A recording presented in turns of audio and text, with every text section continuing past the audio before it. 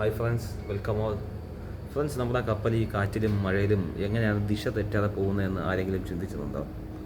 അതിന് യൂസ് ചെയ്യുന്ന ഒരു ഉപകരണമാണ് ജൈറോ കോമ്പസ് എന്ന് പറയുന്നത്. നമ്മൾ പഴയ കാലത്തുള്ള പോലെ മാഗ്നറ്റിക് കോമ്പസ് ഒന്നുമല്ല നമ്മൾ ഡിപ്പെൻഡ് ചെയ്യുന്നത്. മോഡേൺ ഷിപ്പുകളിലെല്ലാം ഡിപ്പെൻഡ് ചെയ്യുന്നത് ജൈറോ കോമ്പസ് ആണ്. അപ്പോൾ ഇത് കാണുന്നത് ഒരു ജൈറോയുടെ റിപ്പീറ്ററാണ്. അപ്പോൾ ഈ റിപ്പീറ്ററിന് ഡാറ്റ കാണിക്കുന്നത് 198.1 എന്ന് പറയുന്ന കപ്പലിൻ്റെ ഹെഡിങ് ആണ്. അപ്പോൾ ഈ ഹെഡിങ് വരുന്നത് മദർ ജൈറോ ആണ്. ഇതാണ് നമ്മുടെ ഷിപ്പിലെ മദർ ജൈറോ. ഇതിൽ നിന്നാണ് നമ്മുടെ എല്ലാ ജൈറോ റിപ്പീറ്റേഴ്സിനും ഡാറ്റ പോകുന്നത്, അതായത് നമ്മുടെ കപ്പലിൻ്റെ ദിശ പോകുന്നത്. ഇതും സാധാരണ കോമ്പസുമായിട്ടുള്ള വ്യത്യാസം എന്ന് പറഞ്ഞാൽ നമ്മുടെ സാധാരണ കോമ്പസ് എപ്പോഴും എർത്തിൻ്റെ മാഗ്നറ്റിക് ഫീൽഡും അതൊക്കെ ഡിപ്പെൻഡ് ചെയ്താണ് വർക്കാവുന്നത്. അത് മാത്രമല്ല, നമ്മുടെ കപ്പൽ ഉണ്ടാക്കിയിരിക്കുന്നത് അയൺ മെറ്റലാണ് യൂസ് ചെയ്തിരിക്കുന്നത്. അപ്പോൾ അതിൽ മാഗ്നറ്റിക് കോമ്പസിൽ വേരിയേഷൻ വരാൻ ചാൻസസ് കൂടുതലാണ്.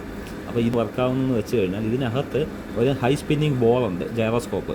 അത് നമ്മുടെ എർത്തിൻ്റെ സെയിം ഡയറക്ഷനിൽ, എർത്ത് ചുറ്റുന്ന നമ്മുടെ ഭൂമി ചുറ്റുന്ന സെയിം ഡയറക്ഷനിൽ നല്ല ഫാസ്റ്റിൽ ഇതിനകത്ത് സ്പിന്നാവും. അങ്ങനെ സ്പിന്നായാണ് ഇതിനകത്ത് ഡാറ്റ എടുക്കുന്നത്.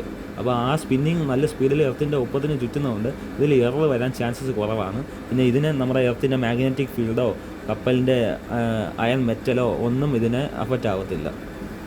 നമ്മുടെ ഈ ഷിപ്പിൽ 4 റിപ്പീറ്റേഴ്സാണ് ഉള്ളത്. അതിൽ ഒന്നാമത്തെ റിപ്പീറ്റർ ഇതാണ്. അത് ഇതിൻ്റെ ഡിസ്പ്ലേ യൂണിറ്റാണ്. രണ്ടാമത്തെ റിപ്പീറ്റർ കാണിച്ചാൽ, രണ്ടാമത്തെ റിപ്പീറ്റർ ഇരിക്കുന്നത് നമ്മുടെ സ്റ്റാർബോർഡ് സൈഡ് ബ്രിഡ്ജ് വിങ്ങിലാണ്. ഇത് രണ്ടാമത്തെ റിപ്പീറ്ററാണ്. അകത്ത് കാണിക്കുന്ന അതേ ഡാറ്റ തന്നെയാണ് ഇവിടെയും കാണിക്കുന്നത്. ഇനി മൂന്നാമത്തെ റിപ്പീറ്റർ ഇരിക്കുന്നത് പോർട്ട് സൈഡ് ബ്രിഡ്ജ് വിങ്ങിലാണ്.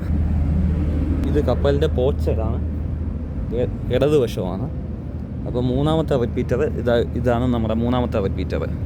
ഇനി നാലാമത്തെ റിപ്പീറ്റർ ഇരിക്കുന്നത് എന്ന് വെച്ചാൽ നമ്മുടെ സ്റ്റിയറിംഗ് ഗിയർ പ്ലാറ്റ്ഫോമിലാണ്. അപ്പോൾ ഇൻ കേസ് സ്റ്റിയറിംഗ് ഫെയിലിയറോ എമർജൻസി ആയിട്ട് നമുക്ക് ഇവിടെ നിന്ന് സ്റ്റിയറിംഗ് ഫെയിലിയർ ആയി കഴിഞ്ഞാൽ നമുക്ക് അവിടെ നിന്ന് ഓപ്പറേറ്റ് ചെയ്യാൻ വേണ്ടിയാണ് നാലാമത്തെ റിപ്പീറ്റർ സ്റ്റിയറിംഗ് റൂമിലിരിക്കുന്നത്. ഇരിക്കുന്നതാണ് നമ്മുടെ റിപ്പീറ്റർ.